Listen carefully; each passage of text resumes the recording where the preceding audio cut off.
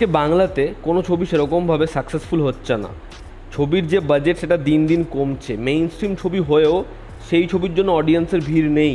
Audience Hindi ছবি দেখছে, সাউথের প্রশংসিত ছবি দেখছে, কিন্তু বাংলা ছবি দেখার যে অডিয়েন্সটা সেটা কোথাও একটা কি সিনেমা হলে যাচ্ছে না। আমরা এই এতগুলো দিক নিয়ে আলোচনা করি, কিন্তু একটা মেজর দিক নিয়ে আলোচনা করি না। যেই সময় বাংলা ছবি ভালো করে চলেছে, মেইন স্ট্রিম ছবি অডিয়েন্স দেখেছে 2014 আগে অবধি, তখন একটা বড় ফ্যাক্টর ছিল সঙ্গীত বাংলা।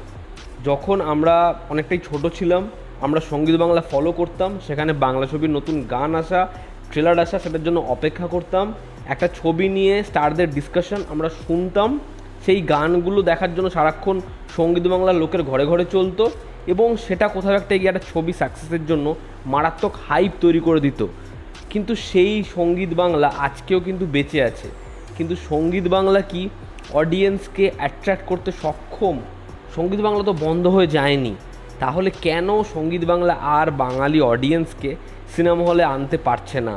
দেখুন, আজকে কিন্তু এক্সক্লুসিভভাবে সঙ্গীত বাংলায় বাংলা কন্টেন্ট আসে না।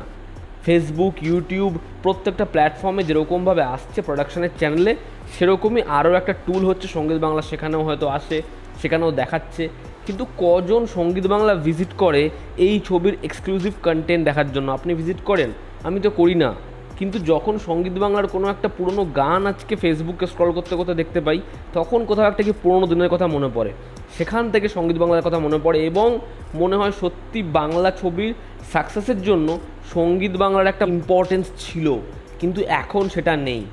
এবার এখন যে ইয়াং অডিয়েন্স, যাদের বয়স আজকে 15 থেকে 18 বছরের মধ্যে, তার মধ্যে অনেকেই সঙ্গীত বাংলা সম্পর্কে জানেই না, বা তাদের সঙ্গীত বাংলা কি সেই বিষয়ে আগ্রহী নেই। যে কারণে সঙ্গীত বাংলা আর অডিয়েন্স তৈরি করতে পারছে না। তার কারণ তাদের কাছে আজকে তাদের ফোনে অপশন চলে এসছে সেই ট্রেলার, সেই গান, সেগুলো দেখার জন্য ইউটিউব, ফেসবুক, বিভিন্ন রকমের অ্যাপ। তো কেন তারা সঙ্গীত বাংলা দেখবে? এবং যারা সেই সময় সঙ্গীত বাংলা দেখেছে আজকে তারাও বোর, কারণ তাদের কাছে আজকে সেই সাবস্টিটিউট জিনিসপত্র চলে এসেছে। একই রকমভাবে যদি আপনি হিন্দির কথা দেখেন, তাহলে কিন্তু 9XM, MTV, জুম, একসময় আমরা দেখেছি সেখানে ট্রেলার, গান, সেগুলো এক্সক্লুসিভভাবে হিন্দি ছবি দেখানো হতো, আমরা সেগুলো উপভোগ করেছি। কিন্তু আজকে কি আমরা দেখি না? তা সত্ত্বেও কিন্তু হিন্দি ছবির জন্য একটা ভিউয়ারশিপ 100 মিলিয়নের দেখা যায়। হিন্দি ছবির ক্ষেত্রে বক্স অফিসে ব্যাপক সাকসেসফুল ছবি গত বছর থেকে দেখা যাচ্ছে, কিন্তু বাংলা ছবির ক্ষেত্রে সেটা যেন হচ্ছেই না। প্রশ্ন, তাহলে এমন কি কিছু করা যায় যাতে এই অডিয়েন্সটা, যারা সঙ্গীত বাংলা এখন দেখছে না, ভিউয়ারশিপ যেটা পড়ে গেছে, সেটাকে আবার রিগেন করা যায়? হ্যাঁ, হয়তো এমন করা যেতে পারে যে 7 দিনের জন্য এক্সক্লুসিভলি সেটা সঙ্গীত বাংলাতেই মুভ হবে। মানে যদি কোনো ট্রেলার ধরুন মে মাসে আসছে, তাহলে 1 মে থেকে 7 মে সেটা শুধুমাত্র সঙ্গীত বাংলা টিভি চ্যানেলেই দেখানো হবে, আর কোথাও দেখানো হবে না, সেটা ইউটিউব, ফেসবুক কোথাও আসবে না। যদি এটা করা যায়, গান প্রথম 3 দিন ওখানে আসবে, তাহলে অ্যাটলিস্ট সেখানে অডিয়েন্সের ভিড়টা বাড়বে, এবং আস্তে আস্তে যে ভিউয়ারশিপটা পড়ে গেছিলো হয়তো রিগেন হতে সক্ষম হবে। কিন্তু সেখানেও প্রশ্ন, তারা যদি টিভিতে সেই ভিউয়ারশিপটা দিয়েও দেয়, টিভিতে ভিজিট করেও নেয়, তারা কি সিনেমা হলে ছবি দেখতে যাবে? তারা কি সিনেমা হলে সেটা দেখতে ইন্টারেস্টেড হবে? তাহলে উত্তর হচ্ছে না। তো আরও একটা জিনিস আছে যেটা করা যেতে পারে। আজকে টিভির যে অডিয়েন্স, তারাও কিন্তু সিনেমা হলে যায় না। যারা আজকে টিভি দেখছে তারাও যে প্রতিনিয়ত বাংলা ছবির জন্য উৎসাহিত বা বাংলা ছবি দেখতে যাচ্ছে এমন নয়। তো প্রশ্ন, বাঙালি অডিয়েন্স টিভিতে দেখছে কি? টিভিতে তারা দেখছে হয় নিউজ, আর না হলে টিভি সিরিয়াল।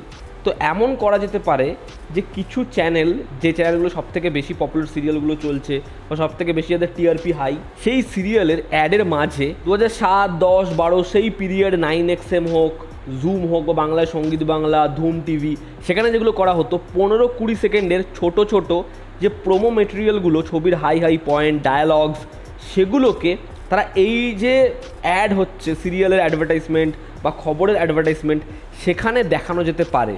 তাহলে অ্যাটলিস্ট এই যে টিভির অডিয়েন্সটা, যারা বাংলা সিনেমা আসছে সেই সম্পর্কে তাদের কোনো ধ্যান ধারণাই নেই, সেই ছবি সম্পর্কে তাদের জানানো হবে। তারা দেখতে পাবে যে এরকম একটা ছবি আসছে, তাদের পছন্দের কন্টেন্টের মাঝে অ্যাডভার্টাইজমেন্টে সেই বাংলা ছবির প্রোমো আসবে।